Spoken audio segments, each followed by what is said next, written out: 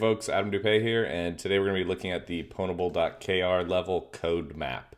So this is a 10-point challenge, and so let's dive right in. So it says, I have a binary that has a lot of information inside heap. How fast can you reverse engineer this? So it sounds like it'll be a reverse engineering challenge, and it says, ooh, a hint. Always good to read the hints. See the information inside EAX EBX when OX 403E65 is executed. Interesting. So you can download this here. There's also an SSH thing. So I've downloaded it here. I've also SSH'd. And there's actually an interesting README here that says reverse engineer the codemap.exe binary, then connect to the codemap daemon, which is running on localhost 9021. Hello. And the daemon will ask you some questions, provide the correct answer to get the flag. So interesting. So we want to do this to see what kind of things it's asking us. What is the string inside the second biggest chunk? What's the string inside the third biggest chunk? So we're clearly going to have to be looking for what is this, what's this program doing? So we can look at it. We'll run file on it. It's so it actually is an exe. So the first thing to check is this file extension .exe, is that a red herring trying to throw us off? So I actually won't be able to execute this on here in my Linux machine or in the, so I actually don't have a Windows machine available now, but let's see, we should be able to reverse engineer this. So I will open up Hopper and I will load up this exe here. So read executable to disassemble. We have our pwnable.kr, and we have, remind me later, we are talking about codemap, and there we have our codemap.exe.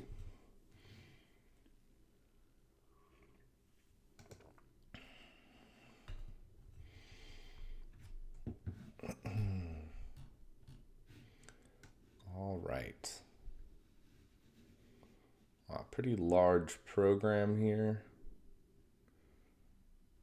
Switch table, procedures, some strings, which are always interesting to look at. These look like strings based on, I wonder if it's going to tell me if it's a executable or not. I don't know. If it's a statically linked. These look like calls into functions. Well, these look good. These are some strings that actually make sense. So again, this is, the equivalent of, like, we always want to be running strings on these binaries to see what types of things are inside this application and what things could be interesting and what types of things this application do. So if we follow these strings, these are the strings we saw when we connected to the daemon. So this is what we know is that these are interesting. So these will kind of tell us more about the program itself. So logging. So this is in what function? This function. It looks like it's some kind of a main function. Does anybody call this? It's called here. Stuff happening here. Yeah, let's assume we'll call this main for now. We'll call it main question mark because we don't actually know for certain. We can look at the disassembled view to kind of get some idea. Where did our functions go? Push. I will make 1,000 heap chunks with random size. These should be a print function, it looks like. Maybe puts is my guess. So I will make 1,000 heap chunks with random size. Each heap chunk has a random string. Press enter to start the memory allocation. So then, let's see. call this sub. So this probably is like a read function. Okay, let's go back to the hint. The hint is, how fast can reverse engineer this? So let's go here, see the information inside EAX, EBX when this is executed. So if we go back here, navigate, go to address or symbol. So where is this inside of here? Okay. So this is later on inside that function we just are, let's say, calling main. So, and the hint said, see the information inside EAX, EBX when this instruction is executed. Okay, 65, 403E65, 403E65, okay. So what we could do is trace this back and start to look at what is inside EBX, what's inside in EAX. So let's get a feel for what this looks like here. Okay, so this is where it told us to look for things. But I want to get a bigger sense of what's going on here. So we can kind of see the outline here, and if we say, okay, so it's saying we have a bunch of local variables, push EBP, move the stack pointer. So this is a classic prologue that's going on here. Push all Fs, push this memory address onto the stack.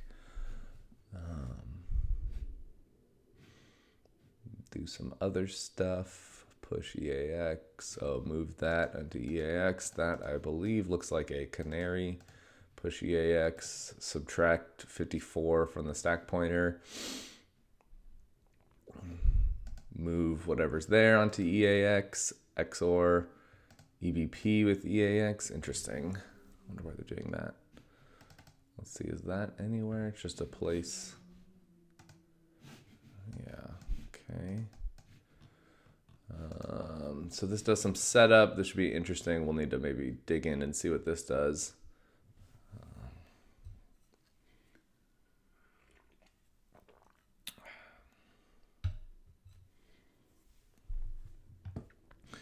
I will make 1,000 heap chunks with random size. Each heap chunk has a random string. Press enter to start the memory allocation.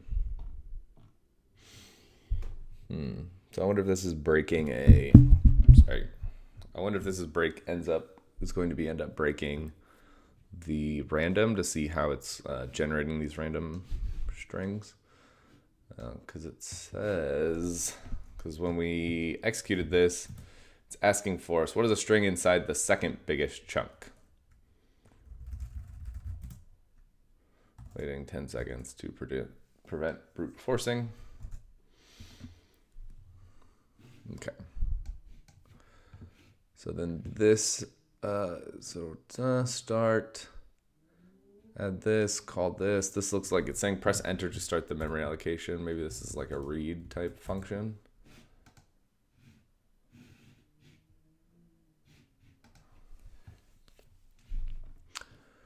Does this, moves EBP, which is 0, onto some variables. So it's zeroing out these variables to start, and then it's starting this whole process. So let's see, var58 into EAX, push EAX, pass it to some function, then call another function, then multiply whatever's in EAX with EAX. One thing is I'll need to look at the calling convention for Windows 32-bit PE. CDQ, move. What does this thing look like?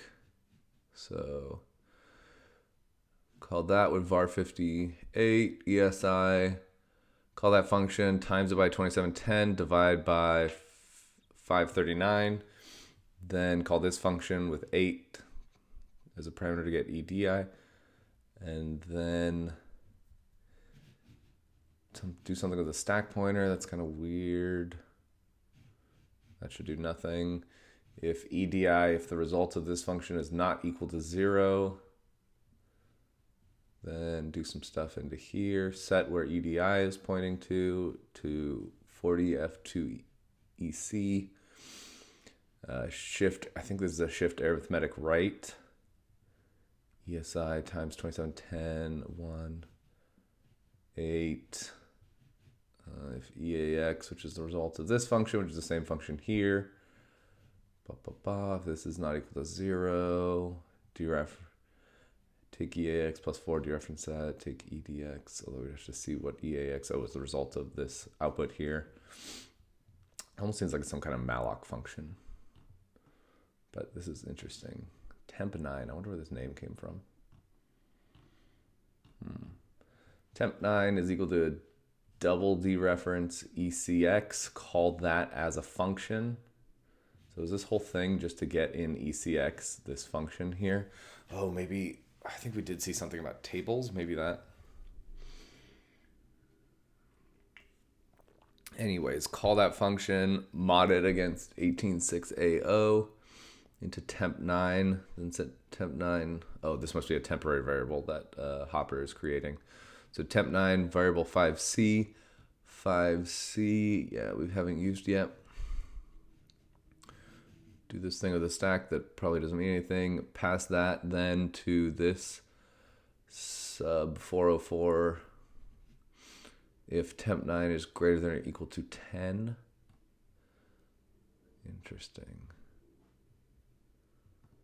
Okay, while EAX is less than is 3AE, I need a calculator. Oops, that did stuff. Come on.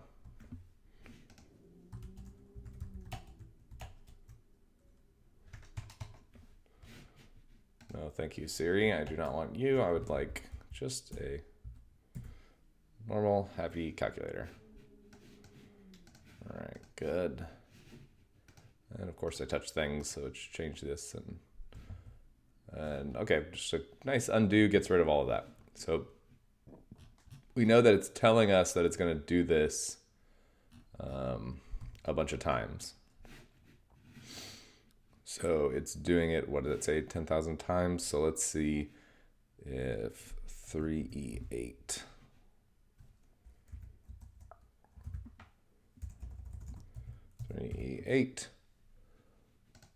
Yes, 10,000. Okay. So EAX var 58. So var 58 is basically I is going to be the loop iterator. So that's nice because now we can give that var 58. We can give that a name. We'll call that I. So this will be our loop iterator. Yeah. So I set I equal to 0. And so we basically going to do this because you can see I plus 1 is equal to EAX. So it's incrementing it, it's setting it, and then it's checking while it's there. It does that, and then at the end it does 1, 2, 3. 3 more things, although it's not picking up. The interesting thing is it's not getting this pushing and then this call that this is a parameter to this. That's okay. The allocated memory size of biggest chunk is %d bytes. Oh, this may be stuff to like help us do things.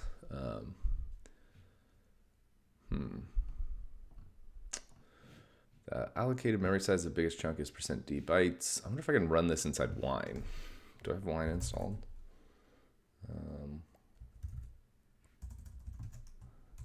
Oops, don't want to do that.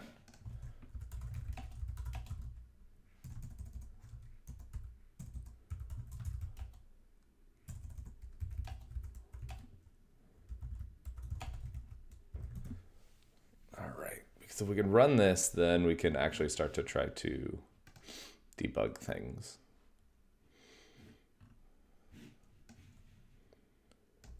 All right.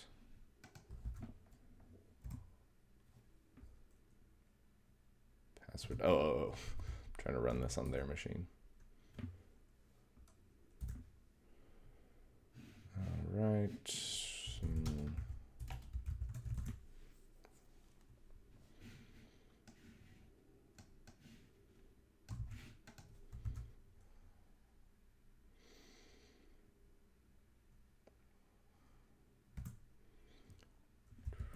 Wow, it's a lot, but that's okay. So we're running wine inside our virtual machine.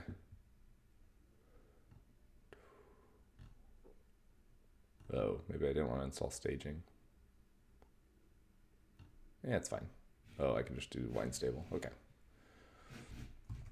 Going back to the binary. Oh, I do want to rename you. Call UI. Okay. So basically, it's somehow getting all these values. So it's gonna, but what did it say at the very end here? So the allocated size, memory size of biggest chunk is %d bytes. If that's not there, then that is definitely a printf. Push EAX, so variable 54. So dereference variable 54, move it into EAX, push EAX. So that's going to be the size of the biggest chunk. The string inside that chunk is going to move ECX. Interesting. Oh, that did not work. Okay.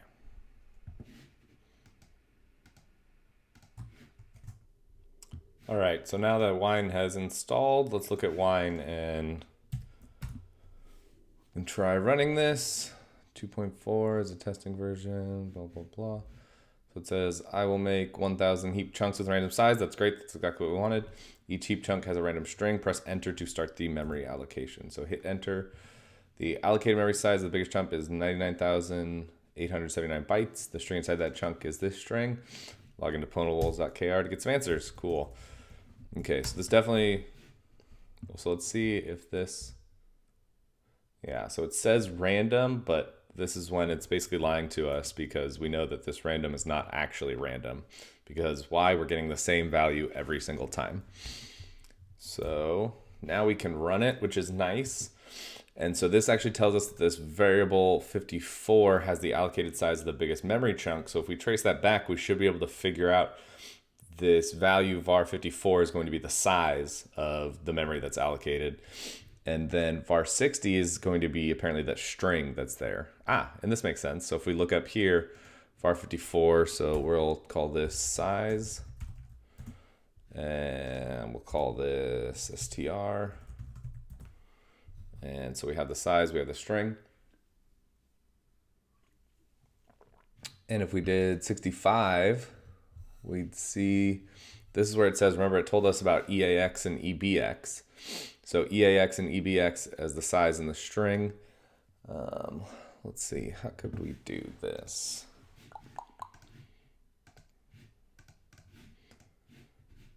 Yeah, see the information inside EAX, EBX when that instruction is executed. And when we look at this, we see that EAX has the size and EBX has the string. So let's see. Trying to think what would be good to do here. Okay, let's look at it this way. Maybe,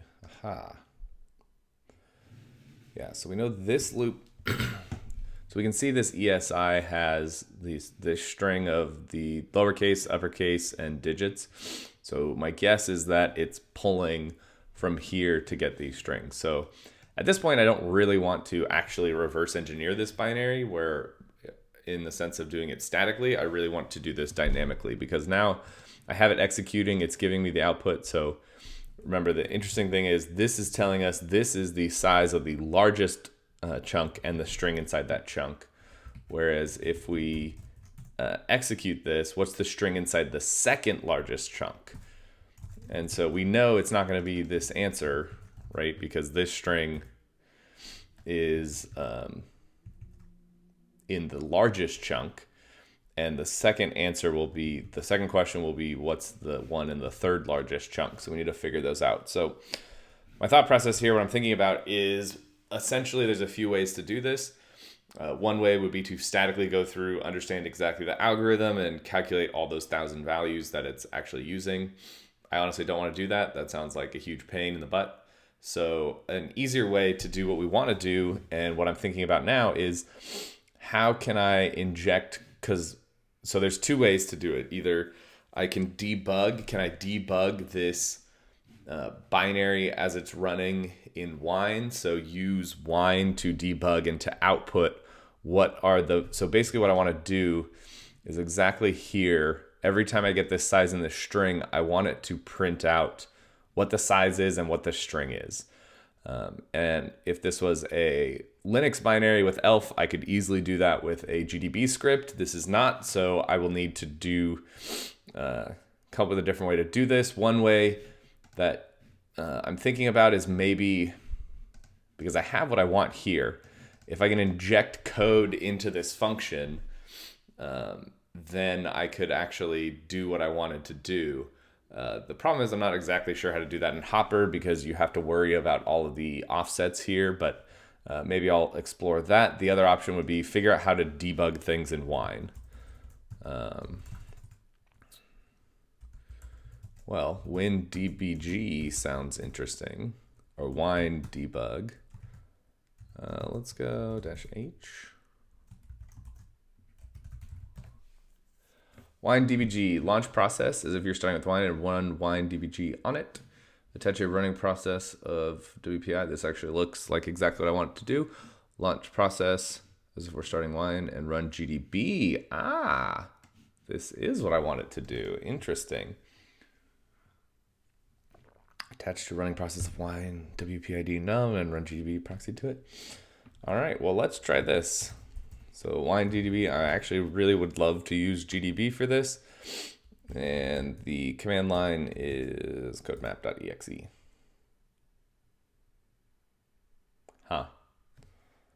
Okay, well, what is going on here? I'm not exactly sure. It looks like Jeff does not appreciate being run in this GDB, or something. Something here is not exactly right.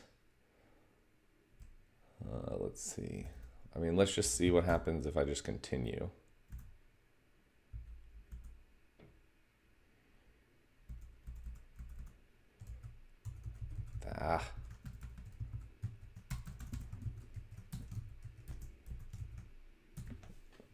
And it looks like I just killed it. Okay.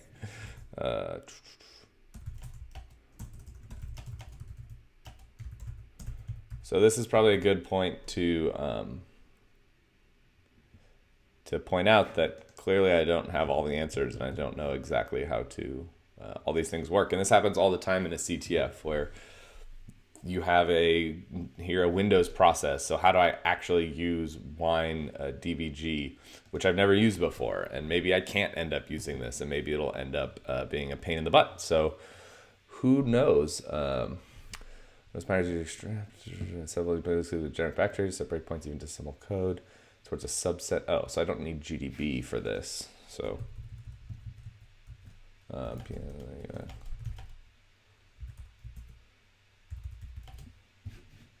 kill 30, 560. I don't know why it's doing that. There we go. All right, reset that bad boy. Let's do this again. Yeah, but without the GDB part. Okay. So if it does a subset of GDB, then I should be able to do it. Basically, what I want to do is I want a breakpoint here.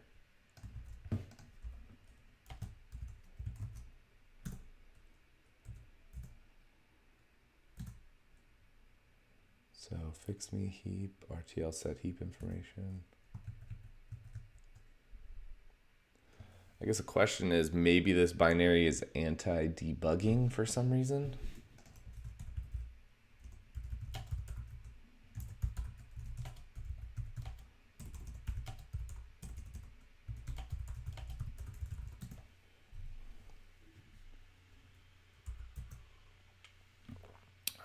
Let's see. So Hopper's the one I want to use.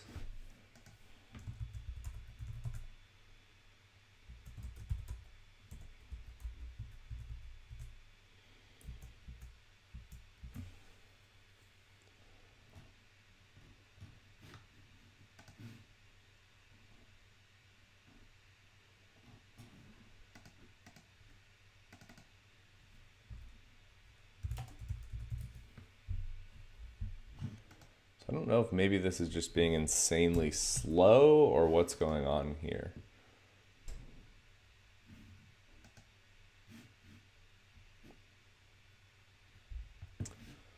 We shall see. Insert ASM instruction.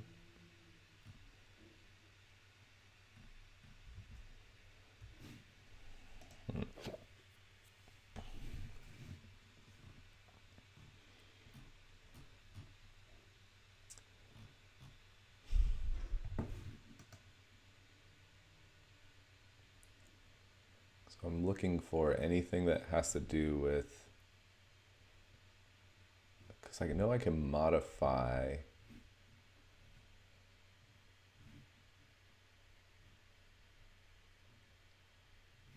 comment.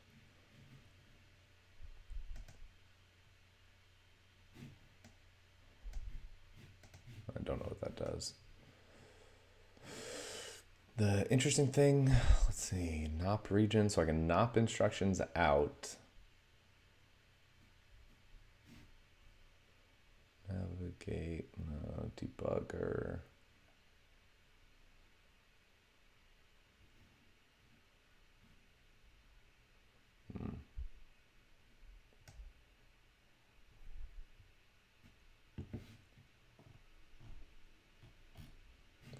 Cannot create string, make sure all the bytes.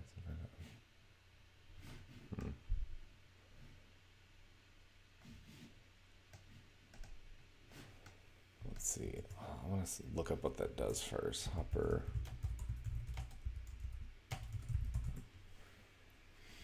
Interesting. So apparently Python scripts for use with Hopper. Interesting. Hopper script assembler to install. I don't know. Let's see. Do I want to run a just randomly install things and put it into my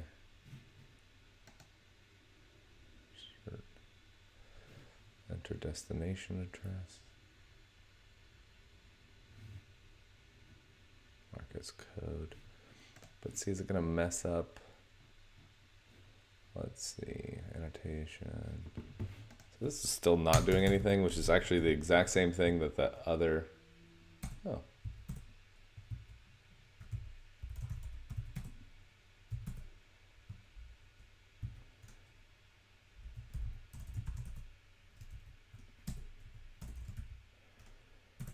See, the question is, even if I don't do anything, it basically just straight up does not work. So my thought is, it looks like maybe there's some anti-debug stuff in here. I could probably get around that. Let's see, demangle strings, disassemble instructions, run our branch itself. Beginning a procedure, find C strings, generate pseudocode, get relative address, insert jump, insert not, insert string, invert. Oh, that's interesting. Invert a conditional jump. Oh, I know a way we could do this pretty easily. What if, okay. So I'll make multiple versions of this. So let's Control C this. And yeah, okay, I don't know why I didn't think of this before. So basically we have this loop that we're doing 1,000 times. And at the end, it tells us what the second largest thing was. I can actually just change this value, this O3E8 to O3E7, and that should print out the second largest value. And then change it one more, and that should print out the third largest value. Let's see if I can do that. So here,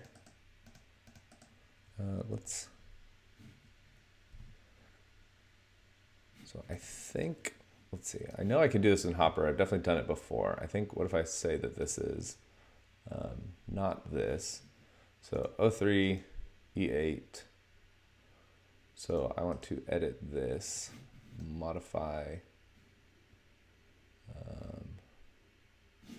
I think I need to put it into like this. Yeah. So what if I do E7?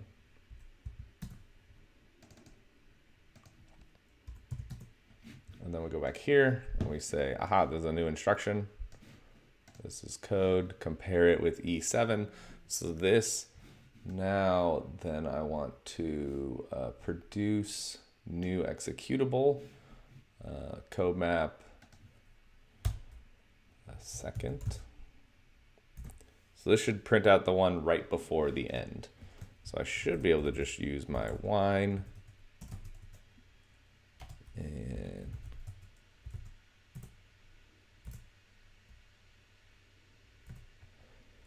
let's see, 799879, wasn't it the same one?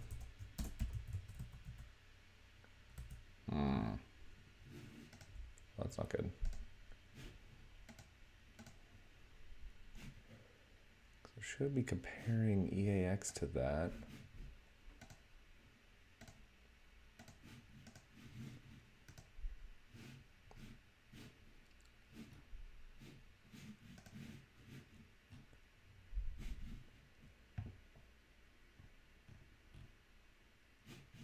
Yeah, while EAX is less than 3E7, that's exactly what we want.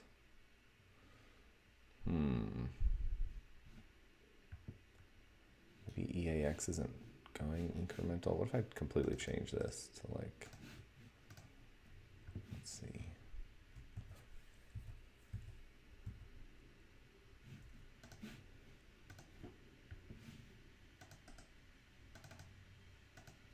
Let's go 0, 0.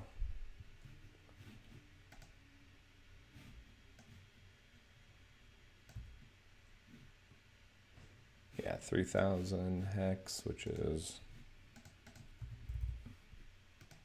768. That should definitely produce new executable. Although maybe it's because I didn't save it. So let's try.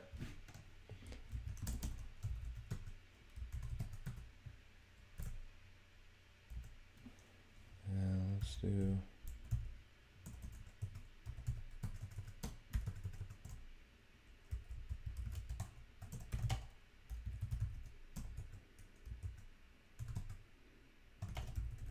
I have no idea if this will actually disassemble it. I'm going to go ahead and say no, but let's look for this address. Yeah.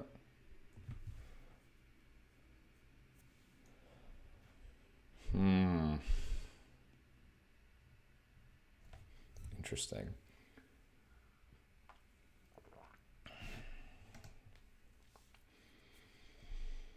Question is, why didn't that actually change it significantly? Like if I change this to 0 even, that should like completely change this.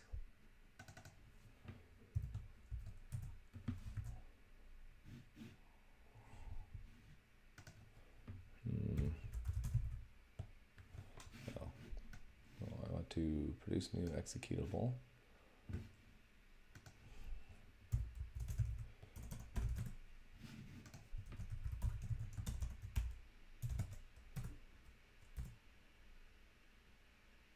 Yeah. Okay, that actually makes more sense. Maybe it's because of that big if condition in there. So that's you can see I changed this code to compare that against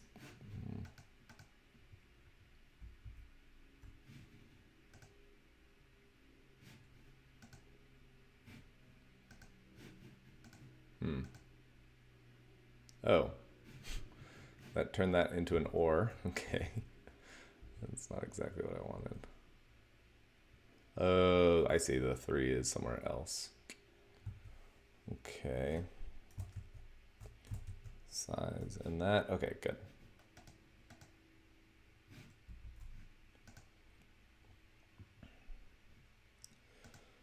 Okay, but I know I is only touched and incremented in here, in this loop.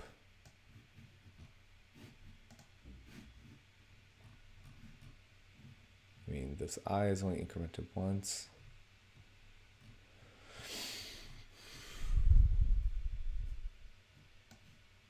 Oh, maybe here's the thing. It's saying if EAX is greater than size. So, okay, so here EAX comes from this variable 5c. this variable 5c comes from here, this temp. So this is giving us the size. Okay, so this is giving us the size here with EAX. And the idea here, this must be the malloc then of the size. I don't want to go into that, but okay. So I'm understanding it a little more. So the idea was we were only doing it 1,000 times, but we didn't actually see when that number changed. We never saw that number change because it only keeps track of the largest and the second largest memory sizes, right? Because it has this check. If EAX, the size that it just generated, is greater than the size that we currently have, then update the size and the string. So let's see. Can I use this to my advantage? I mean, I could kind of do what I was doing. Let's see.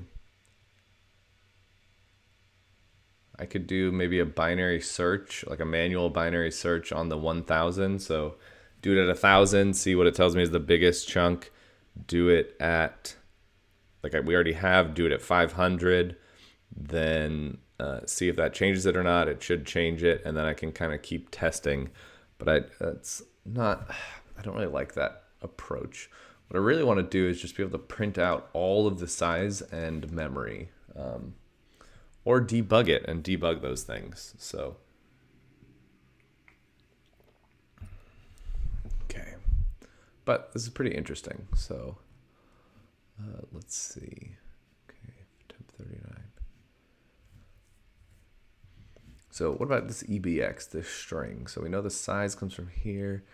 EBX plus F is 0. So that's going to be, so what's the size of this? 1, 2, 3, 4, 5, 6, 7, 8, 9, 10, 11, 12, 13, 14, 15, which is good. So this is zeroing out that last byte and setting EBX plus F, which is 16 to 0.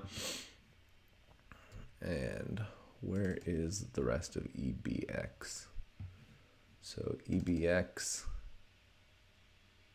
so this is the memory location, temp 39, so this is the size. So this, okay, so temp 39 is definitely the, this variable 5c is the size. So this is some random function, and that's probably calculated up here and obfuscated clearly here. But so we do that, and then we do 5c, then we pass that size into, this looks like a malloc function. And if temp 39 is greater than or equal to, yeah, so only do this if we actually have more than 16 bytes.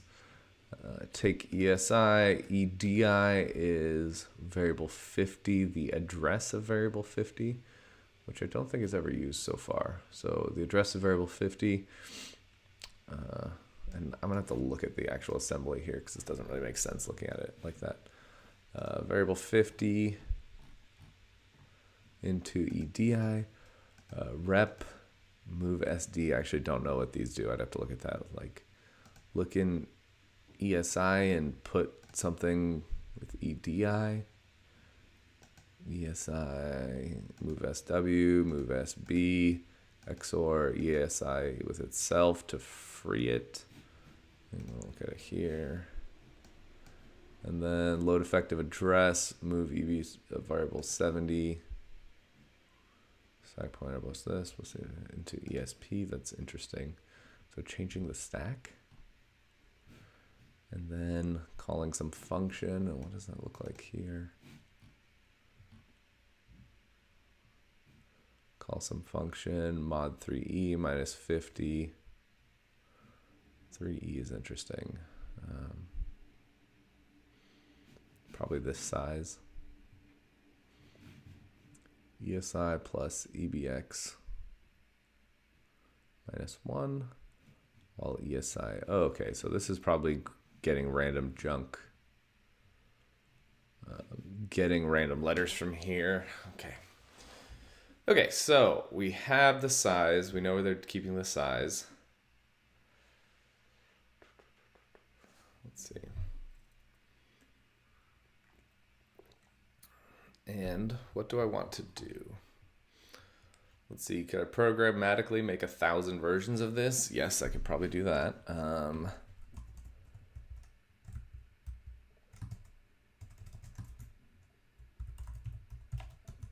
I really wish I could use WineDBG when it's hanging. God, because what I want to do is I just want to print out, like, the easiest thing in the world will be to right here, bang, that's what I want. Right there, print out every time that hits, print out EAX and EBX.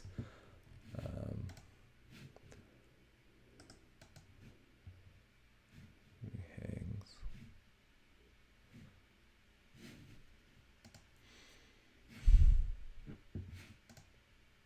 Maybe if it did say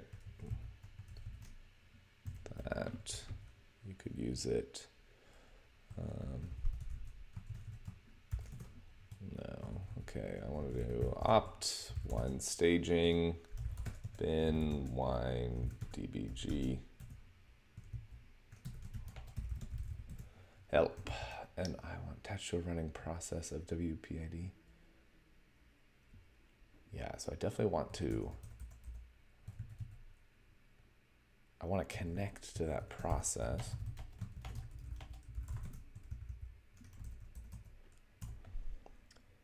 Wine server, wine console. Maybe one of these, 32424. 32436. See, I don't know which one to actually. 32471. No. Okay, I don't actually know which one to connect to, so that's why we have to actually, okay, process and threads, blah, blah, blah. Wine debugging. WineDBG telnet.exe. Must be launched without a list of running processes by using the info.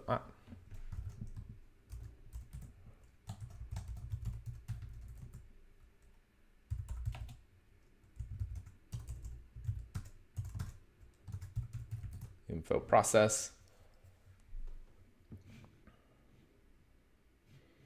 Codemap, WinConsole, codemap, WinConsole.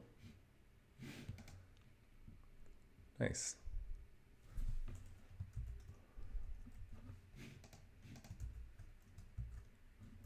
Okay, so I should be able to do this, and I want codemap. There's 2 code maps running. That's interesting. Let's do 35.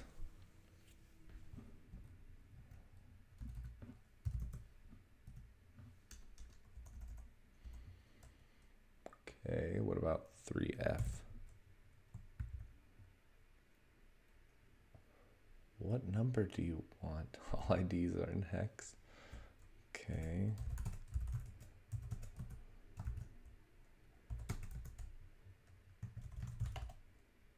Attach to 3F. Can't attach process. 1, 2, let's say 2.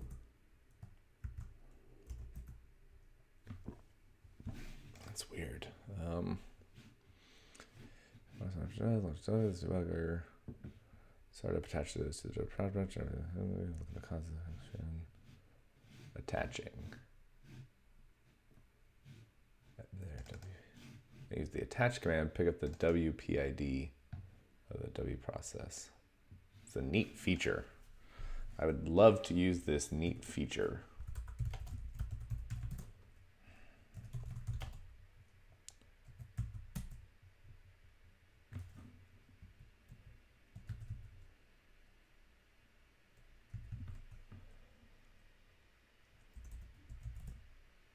Can't attach process 0003.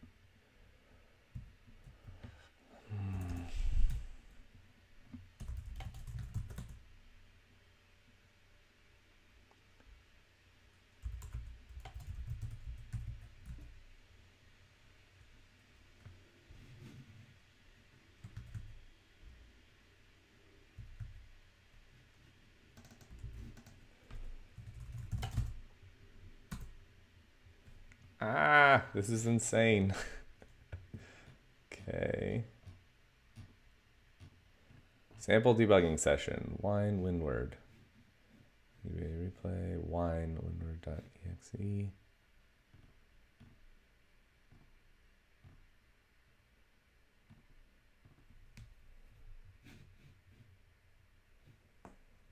program crashing.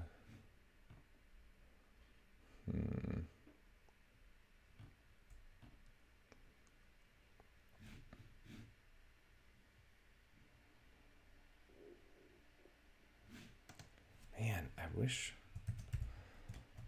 this thing would just work.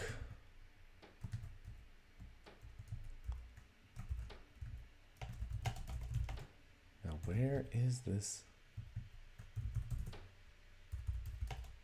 Okay, well, it's running in a bunch of other places. 32. So now I gotta clean these up. 36. 426.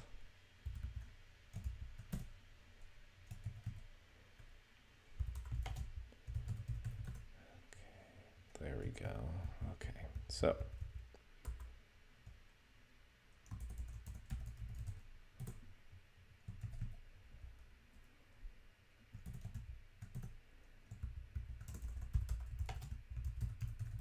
info process. There we go. Codemap.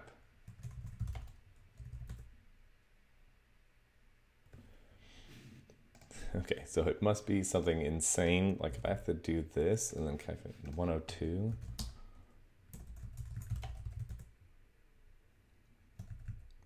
That is literally crazy. Okay. And it didn't like even the 0x to be hex before it, man. All right, that's okay. We have adapted, we have overcome, and now we are close to hacking this guy. So what I want is that the line that I want? No. I want this line.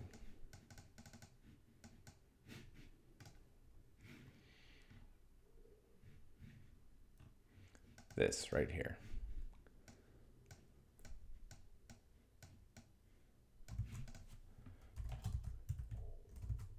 I desperately want that. Continue.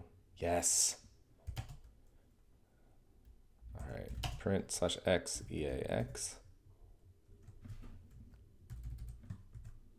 Oh yeah, we are cooking with gas. So AD4E is the size, and as a string EBX. Ah, shoot.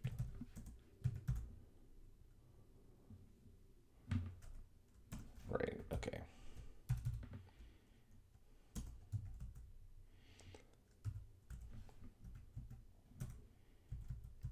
Amazing.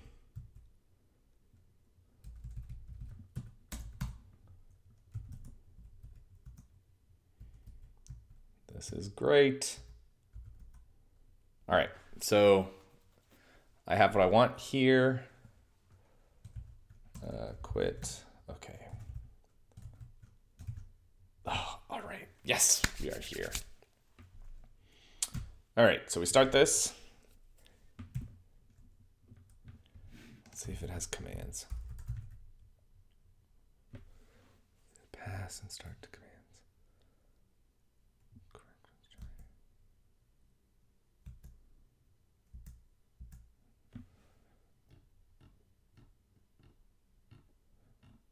Okay, good. So this is exactly what we want, and then what we can use all this debug information. So info process. So I want 8. Wow, that is super handy. Okay, so now I am attached there, and I must be getting past, if there are any debug checks, I must be getting past it here. So this is why I'm attaching to it, which means it's waiting on that read call. And so this way is nice because now I'm through all the beginning stuff, which apparently was taking too long, and I don't know, either we were debugging, I don't know, something was going wrong there. So what I want a breakpoint on this, and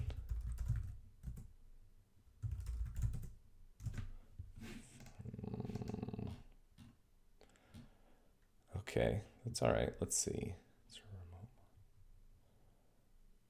Okay.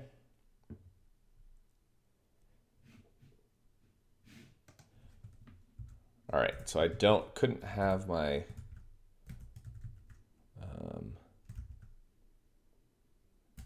let's see.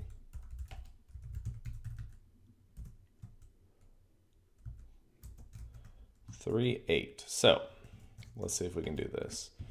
So change that from 38. Nope. Cancel. 38 to 10, 56. So I want WinDBG, GDB, and I want 56.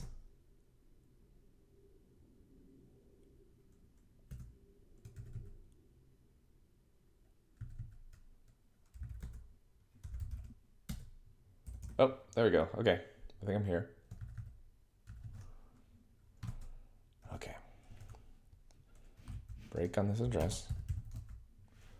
I guess at this point I should really just turn this into a script, but let's break there. And I want my commands. Yes, okay, so at breakpoint 1, I want to print out first, print as a number, star EAX. So this will print out what the size is. I want to examine as a string EBX.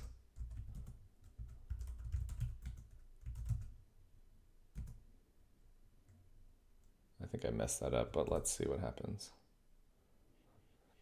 Undefined command continue. No, so close. Okay.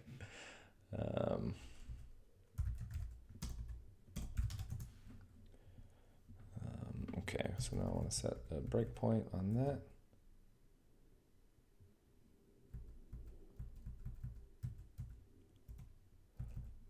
Commands, I want print out EAX, print out EBX, CONTINUE, continue, end.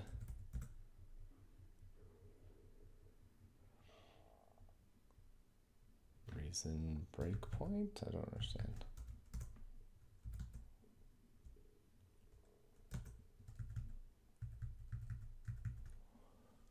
Okay, that's good. Here's 99879.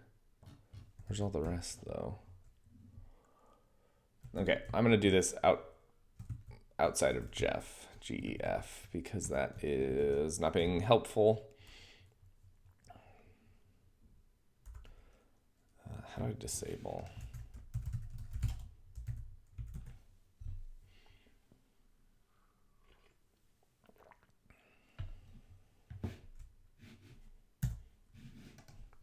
If I remember correctly, I believe it's in like a GDB.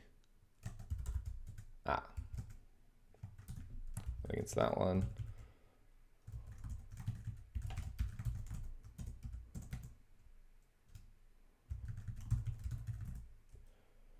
Yeah, okay, so if I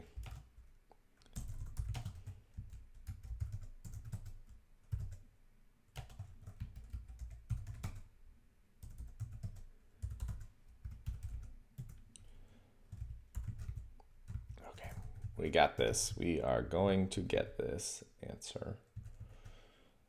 All right. GDB init.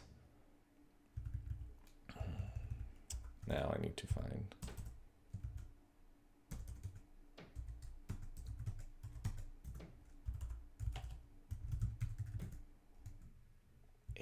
Nice. Okay. Easy. GDB 8.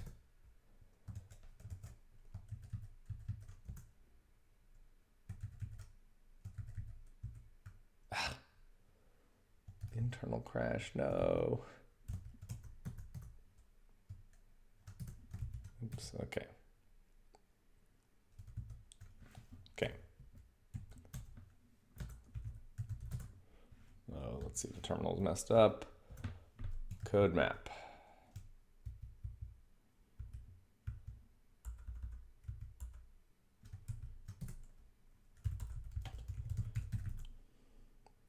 Eight again. Nice, I like that. All right, reset this.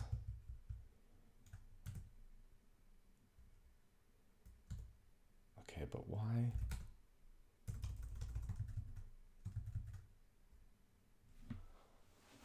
There we go. Okay, okay, okay.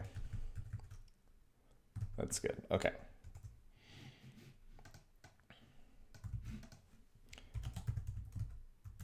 Breakpoint. Commands at that breakpoint, print as a number EAX, examine as a string the memory that's at EBX. I'll just do C. And continue. All right. There we go. Now I got my first largest, second largest, third largest, fourth largest, fifth largest, sixth largest. So now I could do this and see what is the string inside the second largest chunk. That will be this bad boy. 10 seconds to prevent brute forcing. The third largest is going to be this guy. Nice.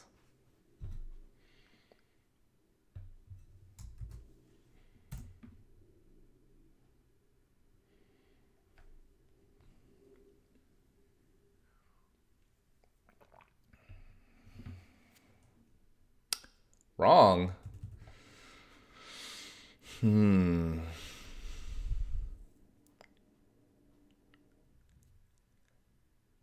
largest is this one.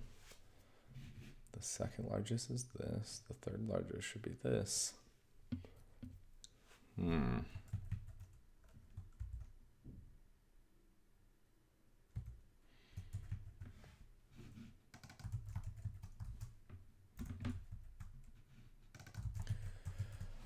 So let's see, what are some things that could be wrong here? Of course, I'm trying the same example again, so that may not be actually the best idea. But first largest, second largest. Let's see, because I'm running this in Wine, I'm not running this on Windows. That could definitely be a problem in the sense that maybe the maybe it's going to be a different breakpoint. But let's look at this. Or maybe the random number generation is different because I'm running it in Wine and not on Windows itself. Let's see, this would be first biggest, that, second biggest, third biggest, fourth, fifth, sixth. It's really interesting.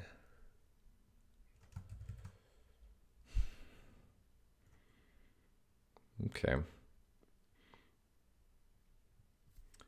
Let's see. I think the correct thing to do at this point is going to be to set up a Windows machine so I can actually run this on a Windows environment. So I'm going to pause this video and set up a Windows machine. All right, we're back. So here I have a Windows 10 VM that is able to download through ASU's relationship with Microsoft. So here I've copied the exe to this Windows 10 instance. I can run this. It will say I'll make 1,000 heap chunks with random size. Press enter to start. The allocated memory size of the biggest chunk is 99879. The string inside that chunk is this. I'm a little bit peeved because this is the what's going on here? Because this is exactly what we had on our Windows WD inside Wine. So I also have the Ollie debugger here. So what I want to do is I want to attach to this code map. So WineDBG is a debugger. Attach process paused here. Why isn't it showing me any windows?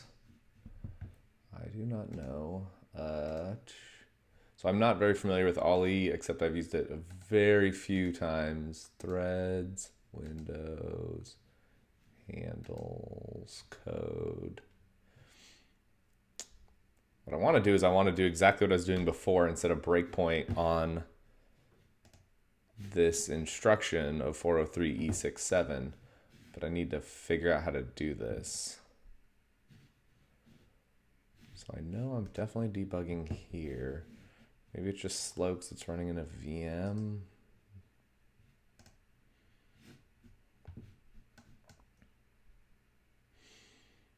I'm not 100% certain.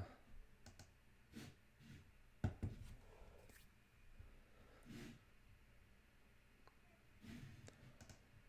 see if I still have my output here. Why was this incorrect? Same size. Okay, third largest. I tried with those two. While I wait.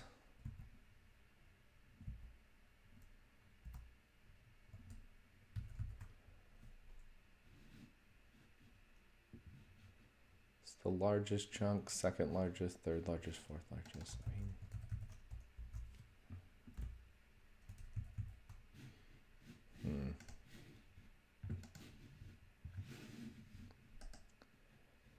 Okay, that doesn't seem to be helping.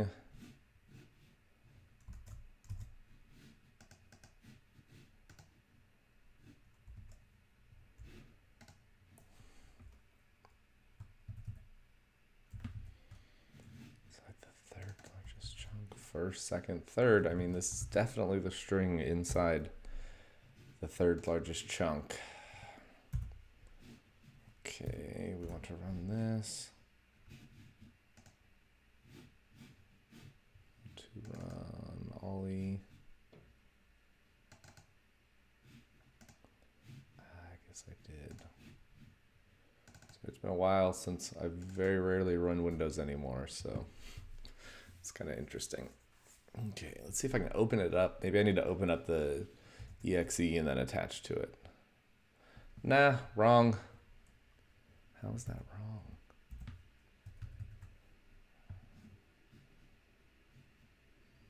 These are...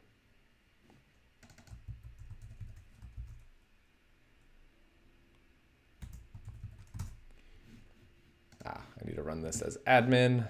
That definitely will help.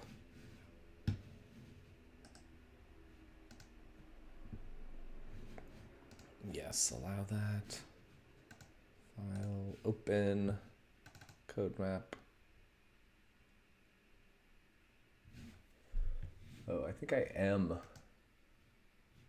now running it. Okay, so how do I break points? I mean, I want execute until inspect arguments. View breakpoints.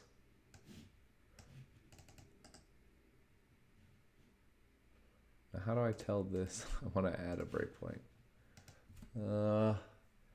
Yes.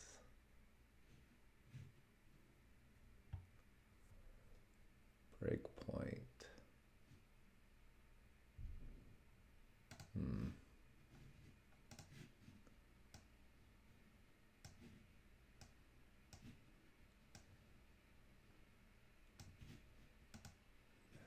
the memory. So here I have the memory layout here.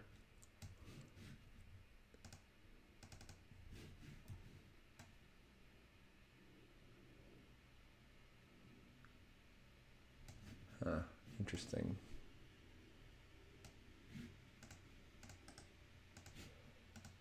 Okay, how would I want to, like if I wanted to put a breakpoint here? Okay, I could just toggle so I can search for stuff. Interesting. So how do I...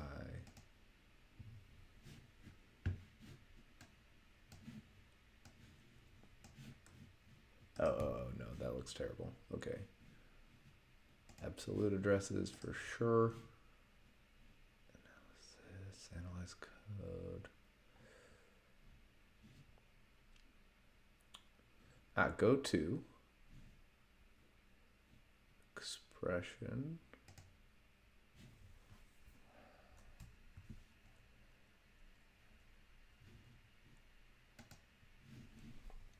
See, the problem is I also can't see the, let's see, single step, trace into, trace over.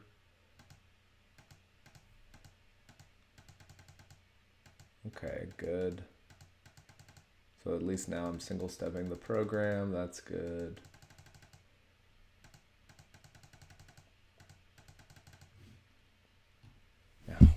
can I get to this? 3E67. Okay, no, that's appearance. Debugging option, just-in-time debugging, plugins.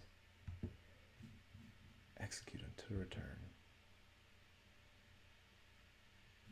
Spec arguments, executable. Patches, call stacks, breakpoints. Watches, references, run trace, source, file, text file.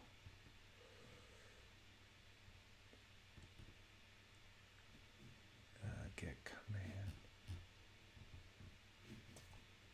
Yeah, I mean, the problem is I want to find, oh, maybe, so if I assume maybe the 04 got changed, what about 3E67? Wonder if that would be somewhere. Let's see.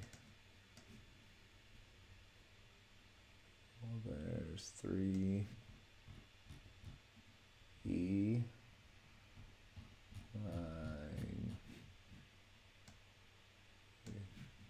3E15, 3E67.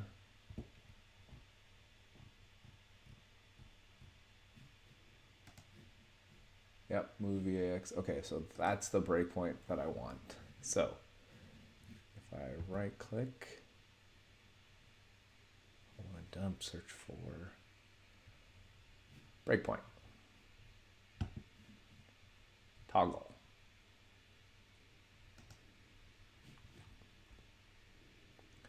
And this will run program.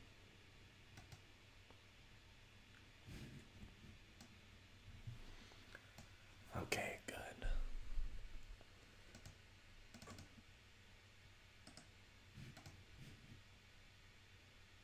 So is it running? See, now it needs a new line from me. Is that running in, aha. Here's my codemap.exe that I'm debugging. Press enter. Now when I go back to Ollie,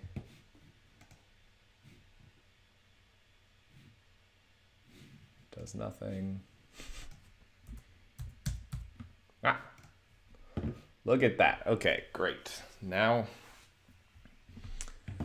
I am in here. So EAX AD4E. So you can see you can change this value. So AD4E. I'm going to keep track of this. AD4E. Which will probably be that same value that we had before. So 4E 44355. If I look here, 44366. Interesting. So good. We're already getting different results. Although this string is exactly the same. FIT. So EBX. How do I copy?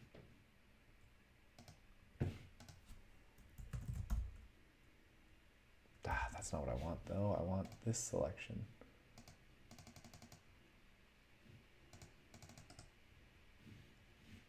Oh, no, don't mess with that. This is what? FITZR6 TIUZOAHPX, something like that. But if I continue this, so this is the first time this hits. The second time it hits now in EAX is E912. E912. 2KALMIG3 KB 8FZP6. There's gotta be a better way to do this, but hey. Oh.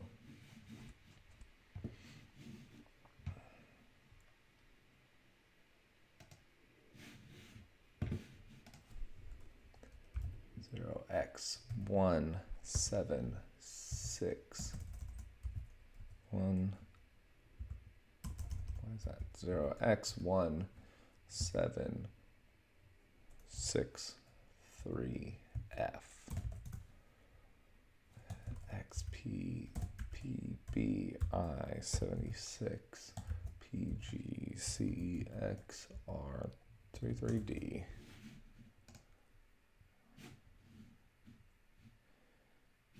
Man, this is like exactly the same. It's driving me crazy.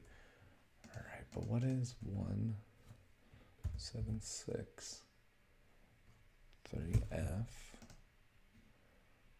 95807, which is exactly the same thing. Oh, okay.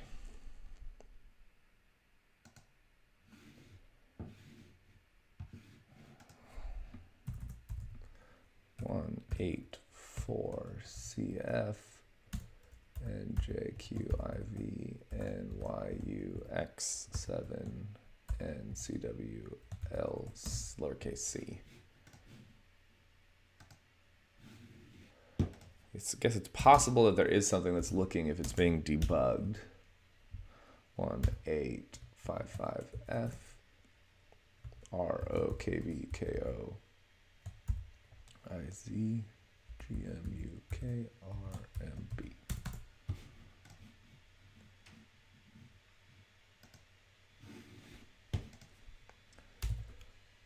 X18627 12 NM7 YCJCU 0X5U.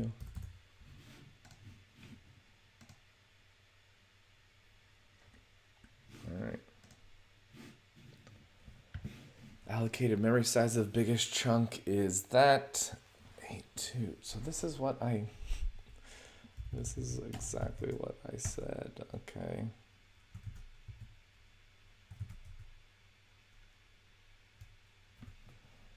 The third largest chunk. Oh.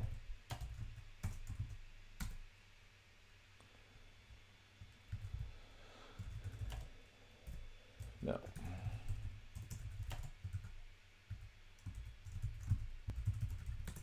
SSH into codemap.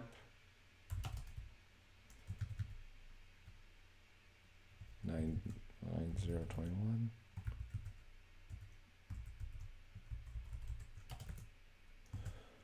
Okay, what's the string inside the second largest chunk?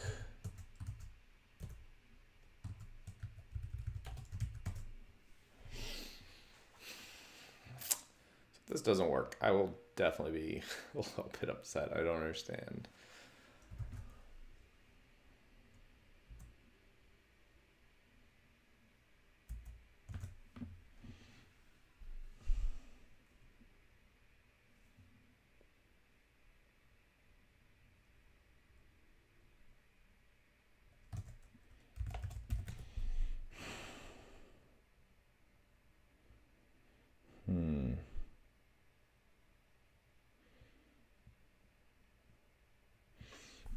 I mean, the question is this program detecting that it's running on Windows?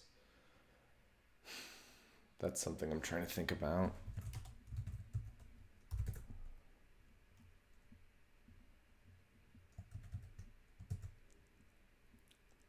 String inside.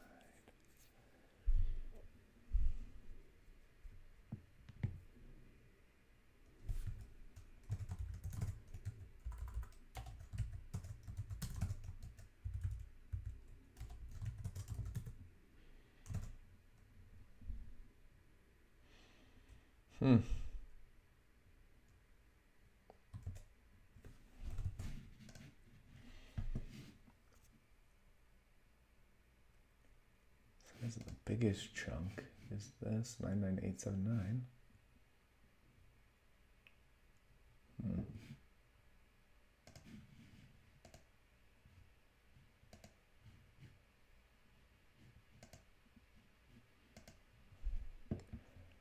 Let's see.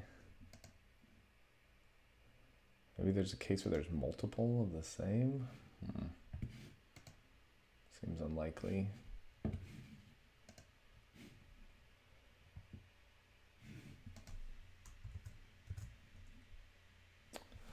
Nah, wrong.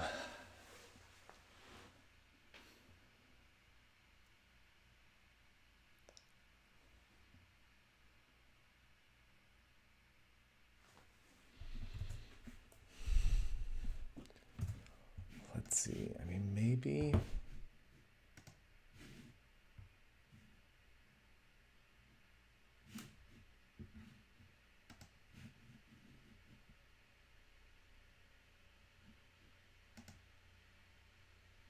How do I relaunch this?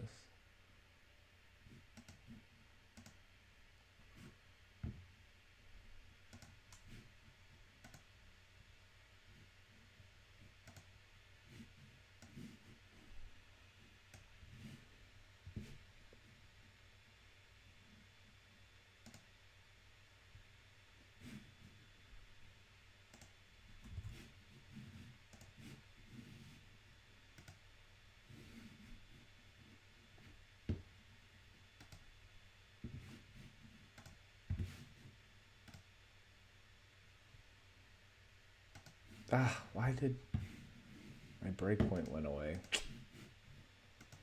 Oh, man.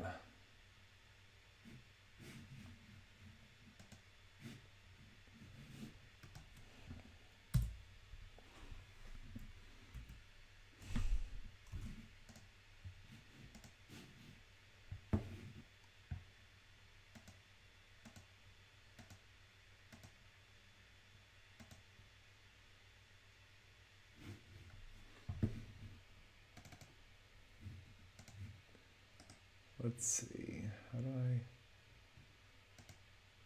follow and dump? No, that's not what I want. I want to see the memory. Oh, here.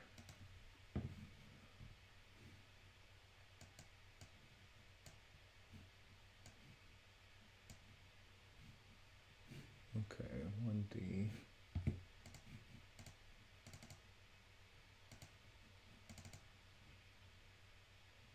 D8.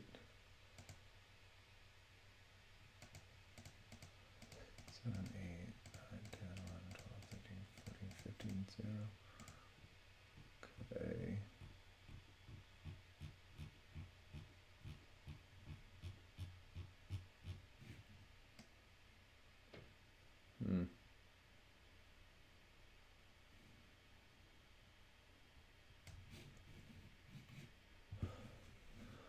Oh, maybe because it's such a big.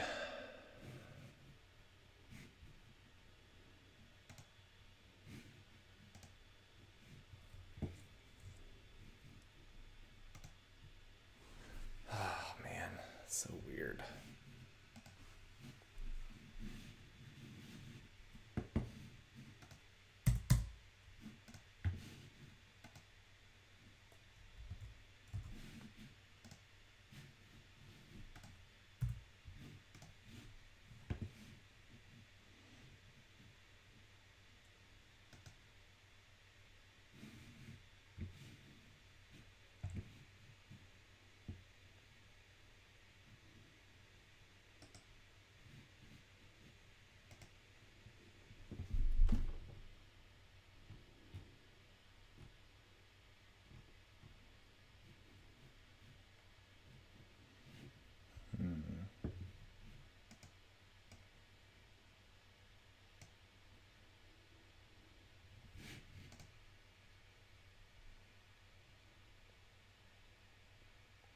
I feel like we should have it here. I must be missing something.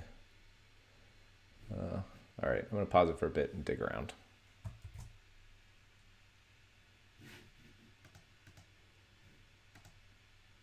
Okay, folks, so I'm back and I had a flash of insight. So I have not solved this yet, but I went down several false paths, but I believe I strongly now understand why there was the problem. So what I did is I went and I downloaded some plugins for WineDBG to try to get it to hide itself. I was thinking maybe this randomization function is using the isDebugger or some of these ways to detect debuggers in Windows. I was a little bit skeptical because this happened both in WineDBG, on the actual Windows machine, also on the Wine environment we were using. And I was still getting the same issues here. So I think we can actually go back to our original approach. And the idea is I was going about this incorrectly. So we correctly know that this value is absolutely 100% the what did it call it? The largest size value that it ever created. But we do not know for certain that this is the second most value. Why? Because it's constantly generating random numbers for the size, and then only keeping track of the highest number. So what we know is at some point, this 18627 dethrones 1855F. But what we don't know is if there's any numbers after that happens that occur between these two.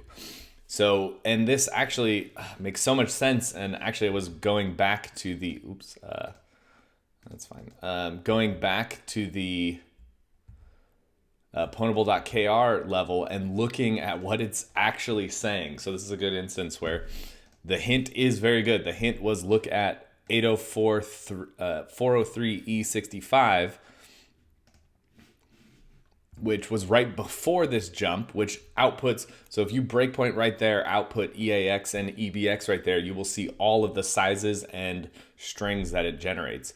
But what we were doing was getting here, so we were getting only the largest values. So I firmly believe we can run this. So what we'll have to do then is we'll have to execute it, get all 1,000 of these, and quickly sort them and figure out what the highest and smallest values were. So this is something I'm highly confident that we can do.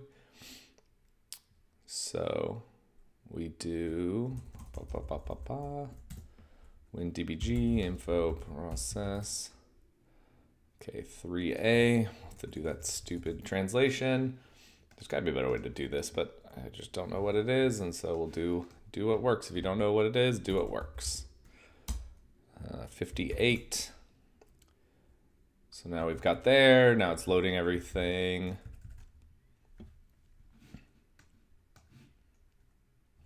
I can't remember. Do I have to hit enter? I did. We'll see. All right. Now I want to break, not where I did before, but I want to break here.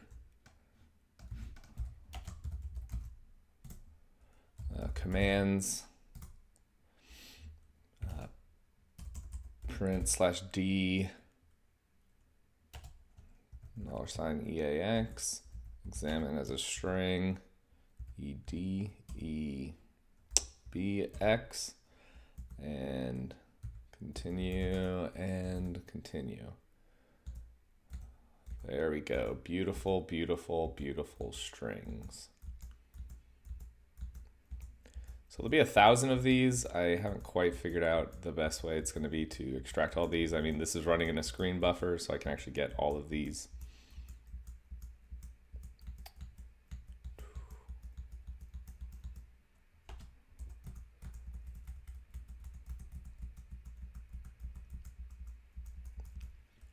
And once I have all of these, I mean, it should be easy, but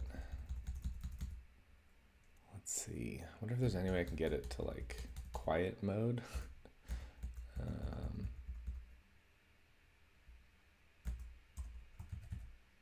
Okay, good. So that was it.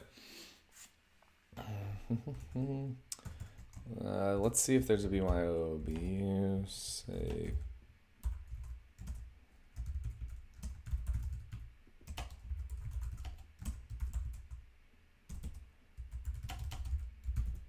See if there's a way to just save this to a file.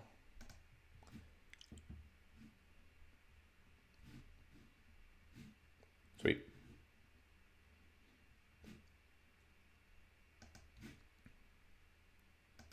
Shift F7. Well, let's see if this works on my weird keyboard.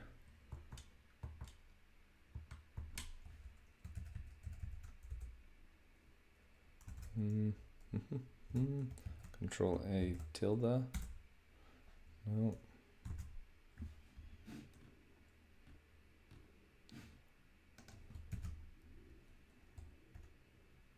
Okay. So I can enter scroll back mode. I know how to do that here. Space to start selecting. GG to the top of the buffer.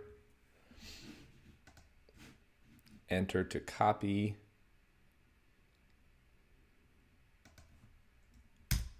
So now this whole window is inside the BYOB use buffer.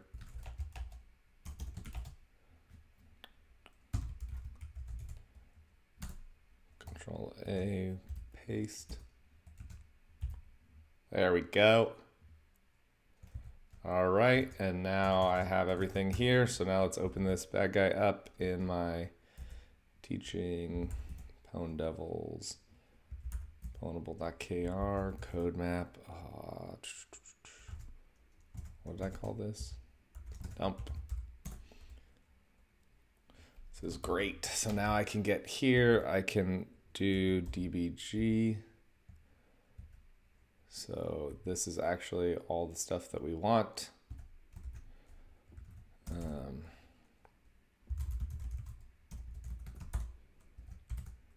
Okay. And what am I going to do? I'm going to use Emacs. So I'm going to put a size and a string. So I'm going to write a macro, go to $, then go to the equal sign. And what I want is it to be in a column with the size and then the string after that. So then I need to go here.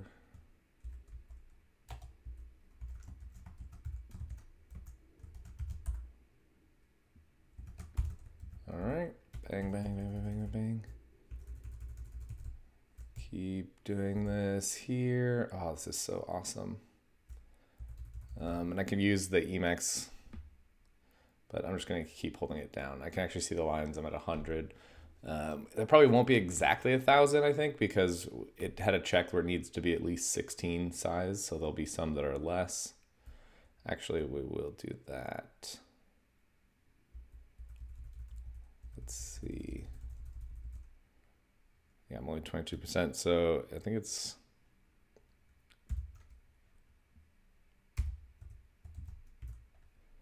Yep. So there we go. So now I'm going to run that. I just have Emacs do that. There we go. Until, oh no, it did do it 1,000 times. 999. Bang. All right. So now we take that. Cat. Size and string. Let's see.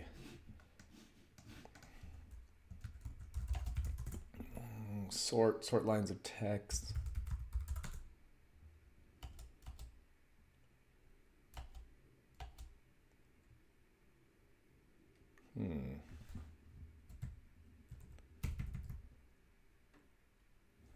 Well, let's just pass it to it and see what happens. Cat.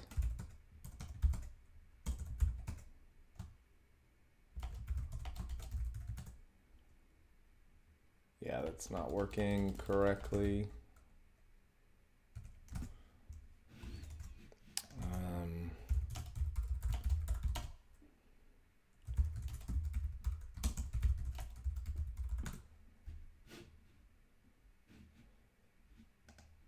There we go.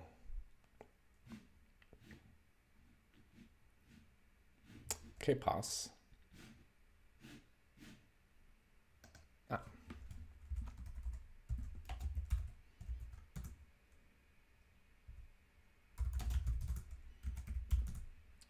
Key. Sort by a key. Keydef gives location and type.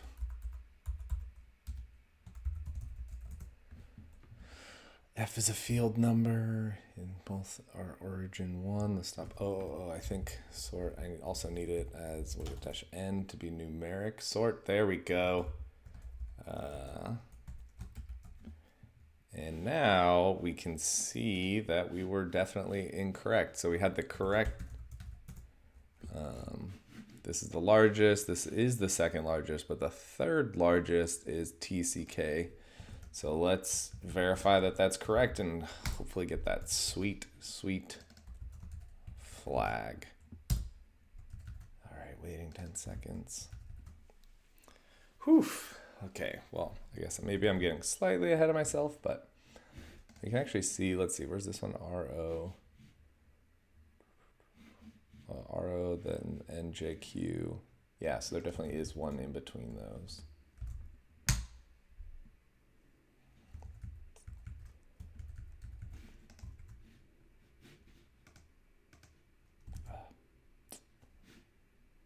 Correct. There we go. Whew.